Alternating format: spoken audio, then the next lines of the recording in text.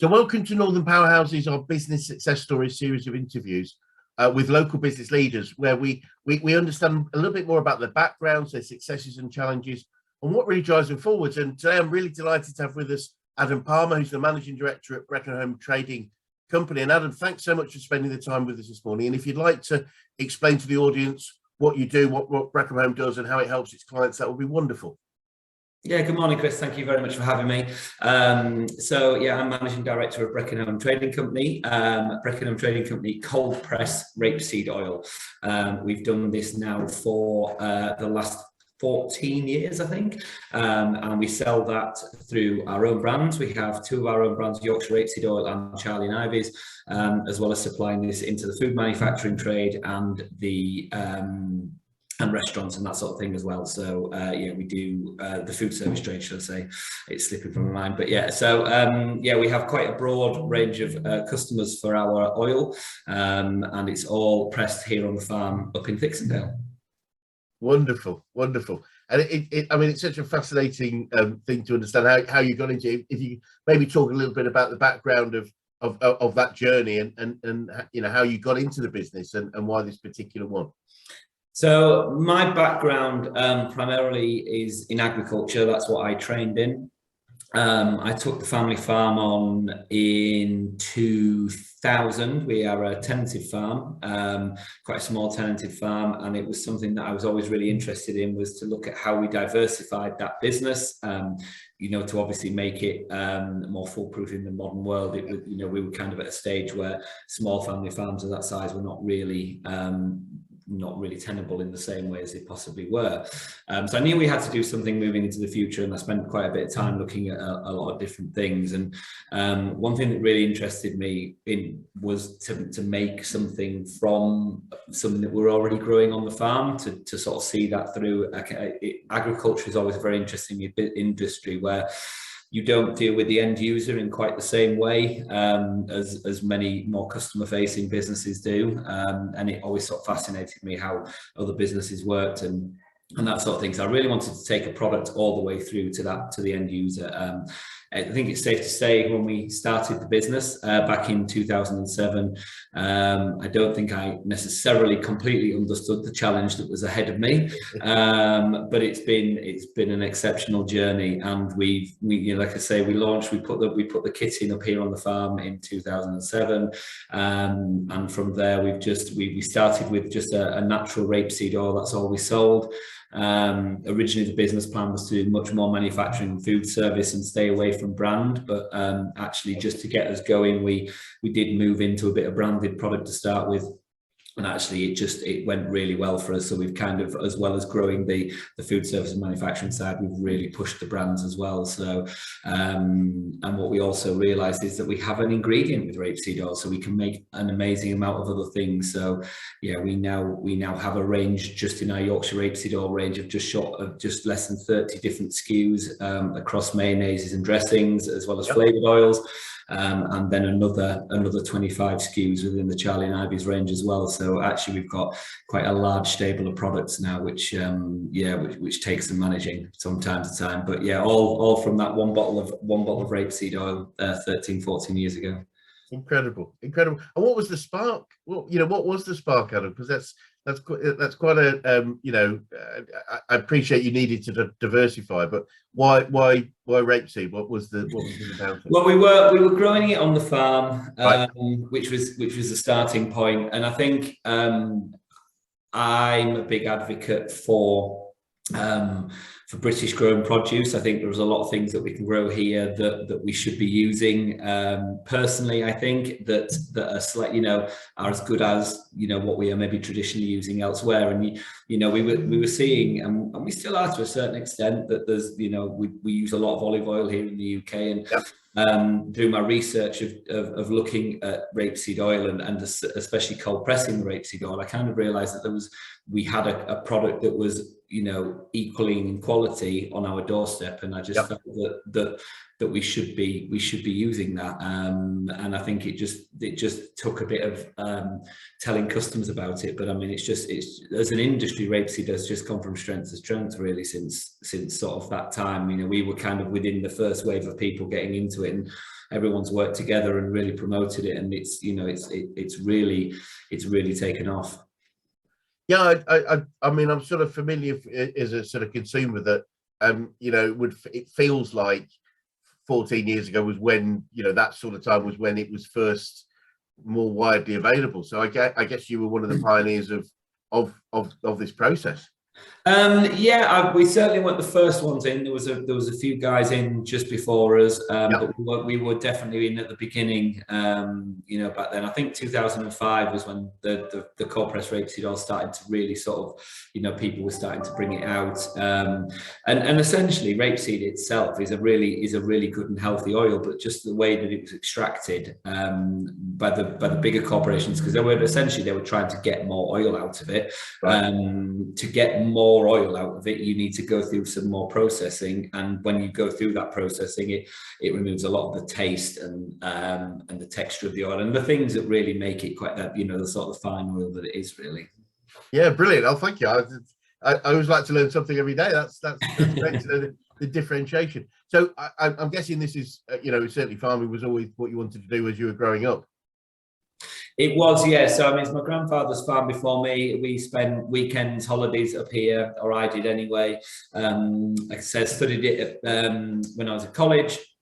And again, spend a lot of my time back on the farm between our lectures or on weekends and that sort of thing. So it was always a passion for me. I think the slight ironic thing is now is that I spend more time in the office than I do on the farm, but it's I guess that's what it comes to in the end, isn't it? But yeah, I still get to go and to go and do a bit of it, which is always brilliant. I think the trick is to get it to ultimately get it so it works without you, and then you can go back to doing the stuff that you originally enjoyed. Exactly, and then I can just go back and do the bits I enjoy as well. Absolutely. Then we get to cherry pick, and that's the point. We pick the stuff that we really like, which is exactly. Which is great. So over that sort of 14 years, would you say some of the biggest issues you've had to overcome? I mean, there's been a lot. I think, like I said, at the outset, I don't think I really completely understood the journey that I was setting out on, and I think I've said it to a few people before. I think if I completely understood what it took to first of all get a brand to market and then consistently keep it there at the very outset, it was probably a challenge that would have been too much. Luckily we got into it and we'd learned in small steps, and I think that's the starting point, is a lot of the bits that people don't understand of what goes on behind a brand. So the amount that the marketing department take up, the challenges of salespeople, and all of this, and then employment and HR and that sort of thing. So I think that's always been a sort of a big learning curve for us as we've gone on, and then as we go forward, the challenges sort of just develop, I think, as the businesses develop, don't they? I think for anyone that sets up a business, you set off with one thing, and I look back now, and what was a challenge then seems like everyday kind of stuff now. And then and then as you get towards what we're dealing with today, and we're looking at very volatile prices, aren't we? We're coming out the back of the pandemic, which has been an interesting one. But yeah, I think the volatility in today's sort of business is the thing that's challenging us the most at the moment. Yeah, I could totally understand that. It's interesting. I'm talking to quite a few organizations, different types of company, and it's amazing how many resources have been affected by the whole, the war in Ukraine. Wood supplies. I didn't realize. I think somebody told me there's quite a large supply of wedding dresses come out of Ukraine, and yeah, I know it's a bit nuts, but you just see how much that something that felt like it was a long way away was going to affect so many different businesses, obviously power and various other things, but which I would imagine is affecting you too. So the other thing, just to pick up on that one very quickly, Chris, is that the Ukraine grew an awful lot of sunflower oil, and that's why it's now missing from the supermarket shelves, Ukraine and Russia. So that's having a knock-on effect as to who wants to and is trying to use rapeseed oil, but that's obviously causing supply issues on the actual seed and that sort of thing. So yeah, it's definitely a challenge to be looking at. I guess when one day we look back on this sort of last 3 or 4 years, it's going to be that these two things together, and then I guess you know, with many businesses, the impact of Brexit and stuff, that put all those things together, it's been probably one of the most volatile periods in just general, but certainly in business for a very long time. It is absolutely. Yeah, we've certainly gone through a lot of stuff in the last few years, haven't we? Yes, absolutely. So obviously you talked about some of the challenging things you learned. What would you say the biggest things you've learned about business in over this period? I would say probably the biggest thing is to value the people around you, and yeah, so I think surround yourself with good people who can do what you need them to do, and you know, believe in the company as well. I think for me it's about fostering a belief that having people and fostering a belief in them in the company that they work for and the brand that they work for, because yeah, I think you are, in any business, we are nothing without the right people around us, are we? Yeah, 100%. Great, you know, great businesses are built on great people, and our job's therefore to be great leaders, to lead them and give them that vision and direction. And as you said, belief, especially when things can look a bit more challenging. Somebody told me a long time ago, and I think it's very true of business owners and leaders, is that most people operate on the saying of seeing is believing. Seeing is believing. I'll believe it when I see it. Unfortunately, I think we've got to be ahead of the curve. So we've got to, the phrase is believing is seeing. If we've got to have the belief to actually make it happen, and without it, it rarely does. Yeah, it's challenging, isn't it? It can be. It very much can be. So you're probably aware we're a coaching organisation. I'm just keen to know, who whether it's business or life or sport, who would be the best coach that you've ever had, and what made them so? And that's a very interesting question, actually. I guess in my life, I suppose my grandfather was probably the person that kind of coached me and drove me to doing what I'm doing at the moment. I mean, especially in the agricultural side. And I think without that, I probably wouldn't be in the same place at all. So I think a lot of it has to come down to what he, what I learned from him in the early, more formative years of life. Yeah, and then sort of moved on forward from there, really. But yeah, I think he's probably the biggest person that's kind of set me on a certain track in life, I think, certainly. Wonderful. What a great thing to say. And have you picked up, whether it's from your grandfather or somebody else, have you picked up any sort of quotes or sayings that you fall back on, or that you rely on in difficult times, or just as you move forward?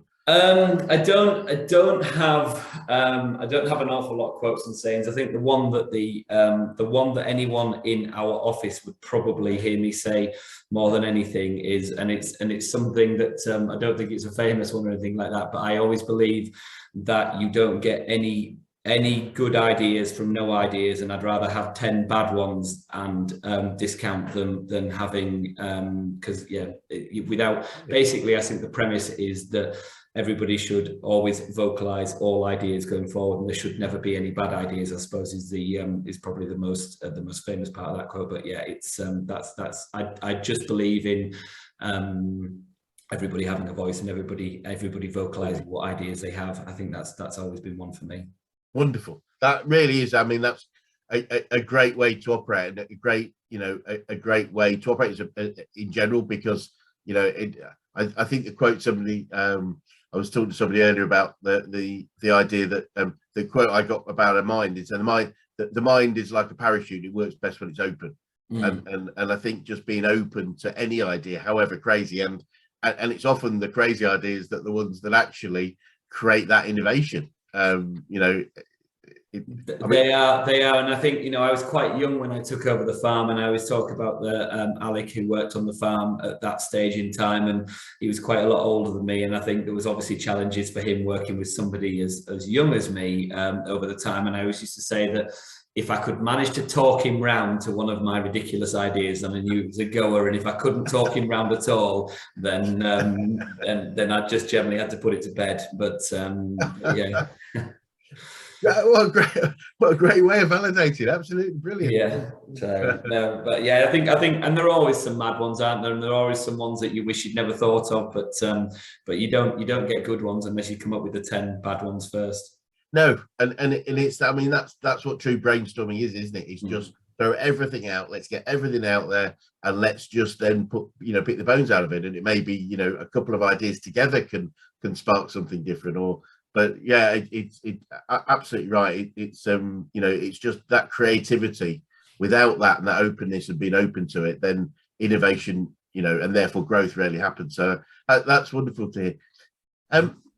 What would you say you've learned about yourself over this journey? It must. It's quite an interesting one. I think I've got quite good at problem solving. I think that comes as part of certainly starting when we're on our own as well. When we first started, you kind of get involved in every part of the business, and I believe that although I don't do it, I should have an understanding of every part of each individual part, and I should be able to problem solve in all areas. And I think that is something that I've kind of realized that I've got quite good at to be able to do. So yeah, from fixing a piece of machinery, if it's something that nobody else can do, to something office based, yeah, hopefully I should be able to offer assistance in all areas, even though I'm not in them every day. So I think that's probably something that I've learned about myself, I would say. Brilliant. Oh, wonderful.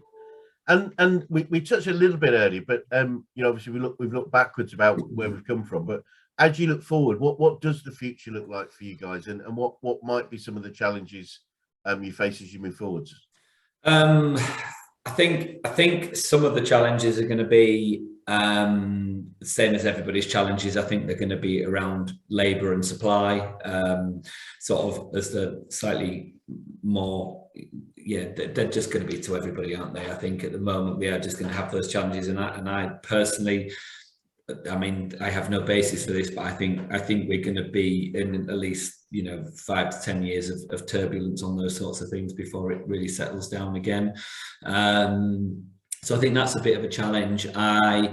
I think just finding our place in the new world, as well as such as after Brexit and everything else, and just we are still seeing challenges around export, and I think we need to make sure that we're getting back on that train again. We need to open up, however anyone feels about it, we do need to work out how we can start supplying the world again properly, because I don't believe that we're quite there yet at the moment. So so all those sorts of things are going to be big challenges for us moving forward. I think there's a lot of exciting things happening as well. I mean, we work in food and drink. I think that the general consumer will end up, I think we'll switch up a bit. I think those weekly shopping baskets will form a bigger part of that annual income, and I think that will change back to where it was a little bit more, and I think people will have a slightly different relationship with food and drink. But I think it's a very exciting place to work in, and I think there's lots of innovation that can still happen, and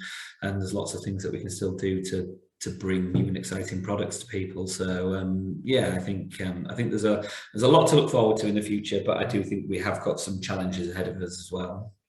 Yeah.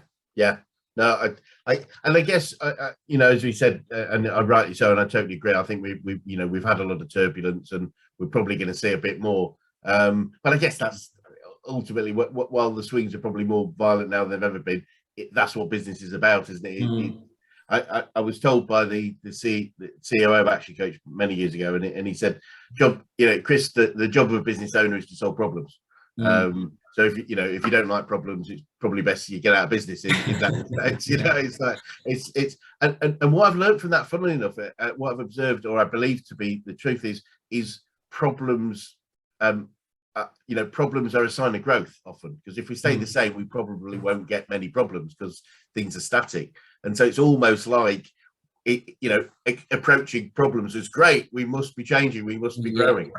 And I think it's the biggest thing as well in a business is the growth of it and where you go from, because actually, like, you know, some of the things, you know, as we've grown, the systems that you have in place as a small business that just are not fit for purpose as you get bigger, and you're constantly having to evolve them and move them. And it's, you know, whereas 3 people may have done all the roles across the business, you now got more specified roles as you're moving forward. So specific, should I say? But yeah, you've got more specific roles as you move forward.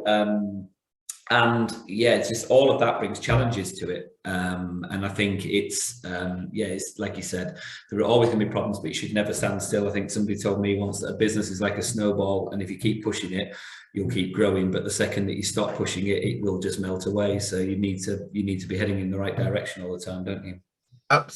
Absolutely. I think it was Michael Gerber talked about the idea that, you know, most organisations, most businesses, when they start, the organisational structure was often me, and if you're lucky, it's me and you. Yeah. And it's like, you know, going out from that. And similarly here, I think Gerber talks about the idea of a tree, but like in a similar way, a business being like a tree, it's either growing or dying. And it you know, we can't really plateau. Because things change around us. So if we aim for you know, for a steady state, it ain't gonna happen, because you can't. I don't think your business plan can ever be, I will get to that point and stop, and then that will be fine for me. I will stay there forever. It's just not possible, is it? But I think people who start, I honestly think that people who generally start businesses do not have that mindset anyway, do they? I think anyone that wants to start and grow a business never has the mindset of going, I will get to that point and then I'm happy. I really don't think so. I think if they ever get to that point where and I've seen this, and I've helped 1 or 2 businesses do this, but when we get to a more steady state, if you like, if you know, not plateau, but the steady state is often the founder, that entrepreneurial spark, that growth drive. It's often best to actually take a step back and find somebody that's good at running a business, not, you know, than the initial. And it's because it's a different mindset, Adam. I don't know if you. I think it is, and actually it brings on to a really good point. And I think actually sometimes, you know, that is the biggest problem for businesses in our position, is when you start from the ground up, it's scaling, and having the people in place to be able to scale it from, you know, from what it is to the next stage. Because actually a lot of the people, and particularly the people maybe at the top of it in the smaller stage, and not necessarily, like you've just said, the right people to take it and scale it and move it to the next stage onwards. And it's understanding what you want from something and where it wants to go, and then finding the people to be able to do that, isn't it? So yeah, it's important to think about as well. I think it's, and you know, I'm hearing it in the way you're talking. It's that openness to, you know, those situations, because it's quite a difficult thing to ever perceive that, you know, if we've had the, you know, if there are babies, aren't they? If we've had them, it's that we would ever actually take a step back and let somebody else maybe take the reins forward. But often, you know, our job is to sort of that strategic steering. It doesn't necessarily mean we have to be running things on a day-to-day basis, and often there are better people than us to do it. Yeah, exactly. And things just change and develop and move forward all the time, don't they? Like we've said before, and if you don't do it, you will end up going backwards. Absolutely. I couldn't agree more. So just a couple of things sort of before we wrap up. One would be to get your advice. What advice would you give to anyone that was thinking of going to business right now? I would say don't be afraid of the challenge. If you and just, you can overthink it, and I think I did it for a while when I was looking at this. I think you can completely overthink it for a long time. Obviously do your research, make sure that you've got a product that has a market, but then you can spend your entire life trying to think about it. Just crack on and get out there and see if somebody wants to buy it. I think you've just got to go out there and try and sell something for a while, and see whether, you know, and see whether people actually want it, and if they do, keep developing from there. But I think there's just you've just got to have that attitude of just get out there and go and meet people and try and sell something. Brilliant. Love it. Absolutely. Quite simple from me. Get stuck in. Yeah, Well, get stuck in is about my is about my attitude. I think well, it's not always served me well, so it does come with a caveat. I was lucky enough. I met and I spoke to a guy called Sir Terry Matthews, who's known to be the first Welsh billionaire. So he was a billionaire guy, and he presented at one of our events. And at the event, someone asked him the sort of the question is, "What's your secret to business?" And he's a really cool guy. And he just said, "Look, I know this sounds a little bit too simple, but primarily, I went out and asked my customers what they wanted, and I got it from them. And sometimes business is that simple. It's finding out. But as you say, if we've got a new product, it's let's check that that the market wants it and needs it. Yeah, exactly. And sometimes, and we've got a product that we're selling at the moment that is a little bit unknown, and I very much believe in what we're doing. But we do have to educate the market first, and it comes with a lot more challenges to do that than it does to just go out and sell them something that they already know and know that they want. So yeah, it definitely is more challenging. Brilliant. I need to know what this product is, and I'm going to go and buy some. So we've just launched. So again, it's down to we haven't just launched it last year, but it's a fava bean snack. So essentially, we grow field beans here in the UK, and again, it's something that I'm quite passionate about. It's British agriculture, looking for ways to use it. Now, what I found is that we actually export most of our food grade field beans right to quite a lot of Middle Eastern countries who use them for a lot of different things. So I was like, well, why can't we use them here? They are really high in protein, really high in fiber, really good for you, and we are roasting them, seasoning them, and selling them as snacks. So under the brand of the Honest Bean Company. So yeah, it is hugely, I think massively beneficial things. But yeah, we've just got to be able to tell the world about them, and that comes with its challenges.